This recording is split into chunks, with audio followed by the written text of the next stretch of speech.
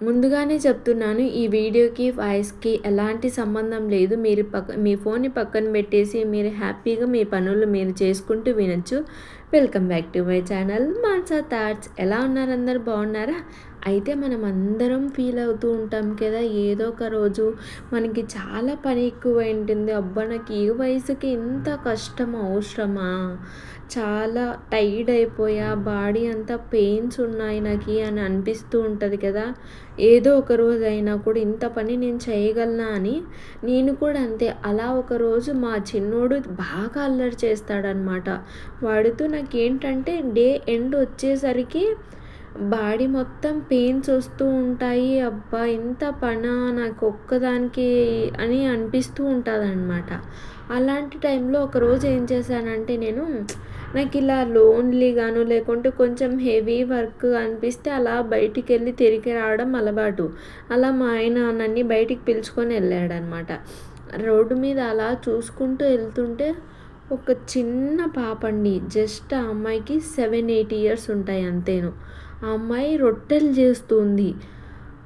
అంటే మనకే నేను నిజం చెప్తున్నాను. నాకీ పెళ్ళైన తర్వాతనే నేను రొట్టెలు చేయడం అవన్నీ నేర్చుకున్నాననమాట. జస్ట్ ఆ పిల్ల రోడ్డు సైడ్ ముంబైలో కొంతమంది జీవితాలు ఎలా ఉంటాయంటే అండి, వాన లేదు, చలి లేదు, ఎండ లేదు. ఓన్లీ ఫుట్‌పాతుల పైనే పడుకుంటూ ఉంటారు. వాళ్ళకి అది ఆడే ఇల్లు, ఆడే వంట అంతా ఆడనే ఉంటది.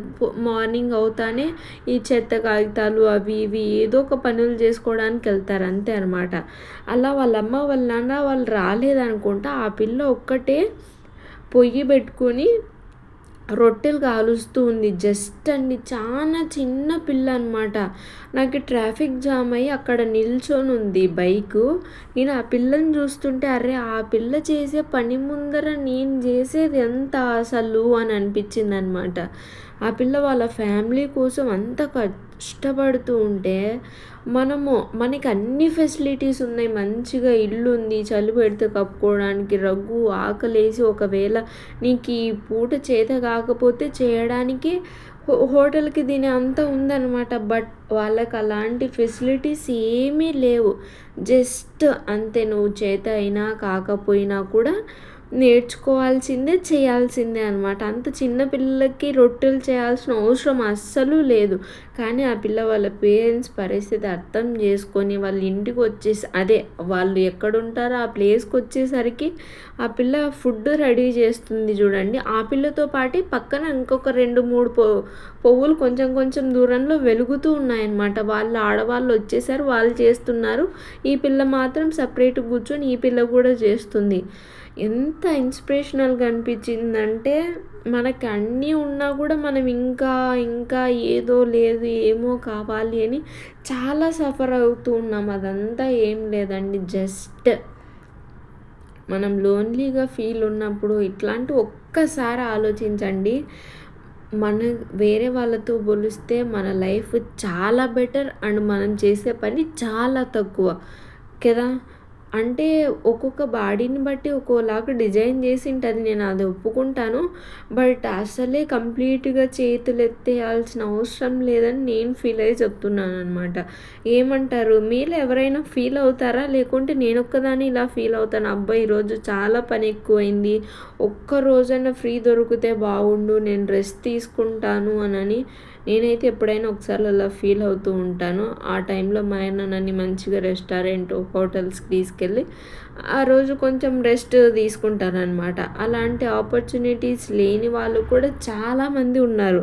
సో దట్ మనకున్న దానికి మనం చాలా హ్యాపీగా ఫీల్ అయ్యి మన ఫ్యామిలీని మనము హ్యాపీగా ఉంటూ హ్యాపీగా చూసుకుందాం. ఓకేనా? ఈ టాపిక్ నాకు చెప్పాలి, మీతో షేర్ చేసుకోవాలి అని అనిపించింది. సో దట్ ఇలా చెప్పాననమాట. మీకు ఎక్కడైనా ఈ టాపిక్ నచ్చితే గనుక ప్లీజ్ లైక్ చేయండి, సబ్స్క్రైబ్ చేసుకోండి.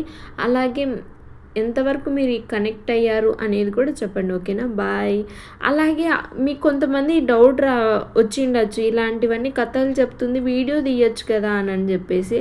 వాళ్ళ లైఫే ఆల్రెడీ ఇన్సెక్యూరిటీగా రోడ్డు పైనే బతుకుతున్నారండి. మనం వాళ్ళని కూడా మళ్ళీ మనం ఫోన్ పెట్టి తీయడం అనేది నాకెందుకో అంత నచ్చలేదనమాట. వాళ్ళ అభద్ర భావంతోనే బతుకుతూ ఉంటారు. మళ్ళీ వాళ్ళని ఇబ్బంది పెట్టడం ఇష్టం లేక నేనైతే ఏం తీయలేదు. అదనమాట సంగతి. ఓకేనా? బాయ్. మళ్ళీ కలుద్దాం.